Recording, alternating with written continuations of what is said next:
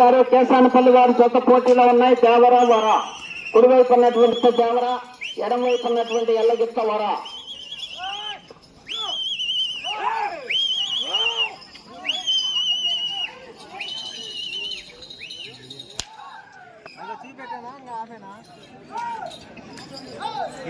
రెండో రౌండ్ 400 అడుగుల దూరాన్ని 54 సెకండ్లలో పూర్తి చేయడం జరిగింది. మొదటి స్థానంలో కొనసాగుతున్న జత కన్నా 9 సెకండ్ల ముందంజలో ఉన్నది. Kavya Nandi breeding bull centre, Nellore Ramakota, Kesanapalli, Dachepalli mandal, Guntur, Palnadu జిల్లా వారి జత ప్రదర్శనలో ఉన్నాయి.